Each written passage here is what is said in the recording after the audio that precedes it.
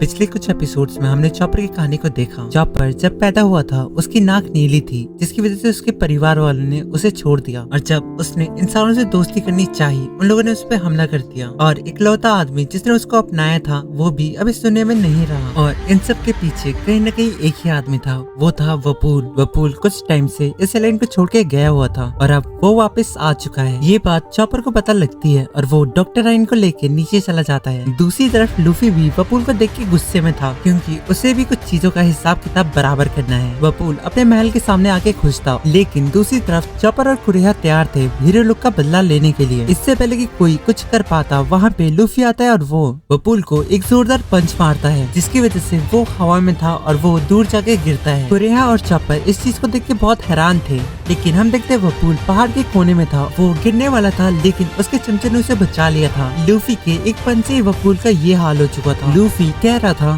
तू अभी भी नहीं माना ना? तुझमें इतनी हिम्मत कहाँ से आ गई? तू मेरे रास्ते में और कितनी बार आएगा? उस समय मैं तुझसे लड़ नहीं सकता था, क्योंकि मेरे दोस्त मरने की हालत में थे, लेकिन अब तुझे कोई नहीं बचा सकता। पीछे से कुरेहा लूफी से पूछ रही थी कि आखिर वो वपूल को कैसे जानता है। लूफी डॉक्टर कुरेहा को बताता कि वो सिर्फ बातों में ऊंचा है, उसने उसकी शिप को तोड़ा था। सांजी भी वहीं पे था।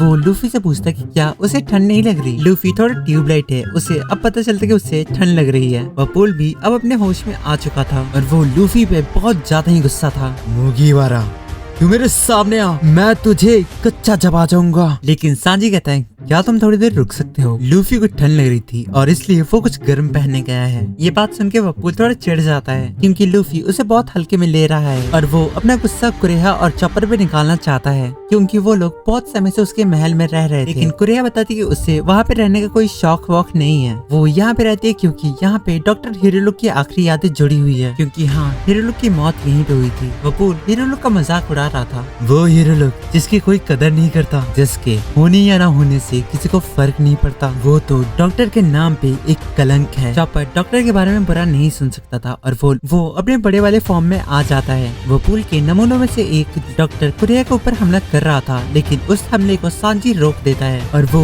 कह रहा था, ओए ओए ओए, एक लड़की पे हाथ उठाना नामर्दों की निशानी होती है और तूने लेडी कुरेहा के ऊपर हमला करके बहुत बुरा किया। डॉक्टर कुरेहा सांजी की इस बात को सुन खुश थी, क्योंकि आखिरकार अब वो उसे बढ़िया नहीं कह रहा। लेकिन जिस चीज से उस नमूने ने सांजी के ऊपर हमला किया था, वो चीज अब सांजी के कपड़ों से चिपक चुकी है और वो जितनी भी कोशिश करता उस चीज को निकाल नहीं पा रहा था। दूसरी तरफ लूफी नामी के रूम में जाता है और वो अपना स्वेटर ढूंढ रहा था। उसे अपना नहीं मिलता तो वो नामी का पहन लेता है। दूसरी तरफ सांजी उस बॉल को निकालने की कोशिश कर रहा था। वो चॉपर से भी मदद मांगता है, लेकिन दोनों अब फंस जाते हैं। एंड में बलि का बकरा सांजी बनता है। दूसरा नमूना एक तीर निकालता है जिसके आगे आग लगी हुई थी और वो नमूना सांजी के ऊपर हमला कर देता है और जो चीज सांजी के शरीर पे लगी हुई थी उसके अंदर आग लग जाती है। सांजी उसे बुझाने की पूरी कोशिश कर रहा था। चॉपर उस नमूने को मारने के लिए आगे बढ़ रहा था, लेकिन तभी वहाँ पे सामने वपूल आ जाता है और वो चॉपर को अपने मुंह के अंदर भर लेता है। वपूल चॉपर को अब खा रहा था, तभी हम देखते हैं वहाँ पे लूफी भागता हुआ आ रहा था।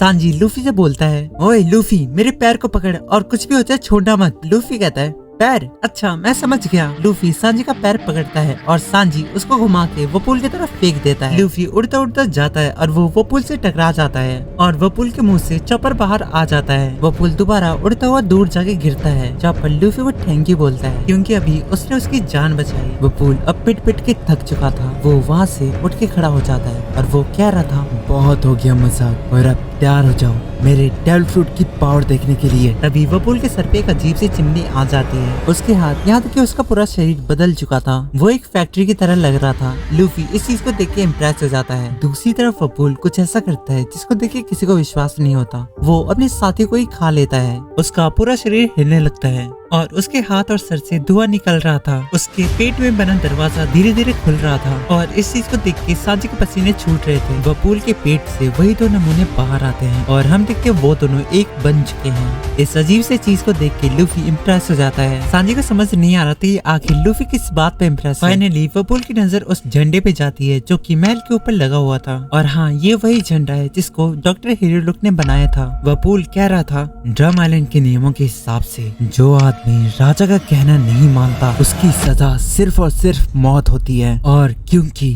ये देश मेरा देश है और ये महल मेरा महल, तो मेरे महल के ऊपर उस सन की डॉक्टर का झंडा नहीं रह सकता। वपूल उस झंडे के ऊपर हमला करता है जिससे वो टूट के नीचे गिर जाता है। चॉपर इस चीज को देख रहा था और वो बहुत दुखी लग रहा था क्योंकि उस झंडे के साथ चॉपर की बहुत गहरी यादें जुड़ी हुई हैं। जब लूफी चॉपर को देख रहा था उससे पता चल चुका था कि वो फ्लैग चॉपर के लिए बहुत ज्यादा इम्पोर्टेंट है। चॉपर इस चीज का बदला लेने वपूल की तरफ भाग रहा था। वो वपूल को पकड़ लेता है लेकिन उसको मारने से वो झिझक रहा था क्योंकि उसे डॉक्टर ने एक बार कहा था भले ही कुछ भी क्यों ना हो जाए लेकिन इंसानों की तरफ नफरत की भावना पैदा मत होने देना। चॉपर इतना सब होने के बाद भी वो वपूल को मौका देता है कि वो इस आइलैंड को छोड़ के भाग जाए, लेकिन वही लातों के भूत बातों से नहीं मानते। वपूल वो हमला चॉपर के ऊपर भी कर देता है जिससे चॉपर बहुत घायल हो जाता है।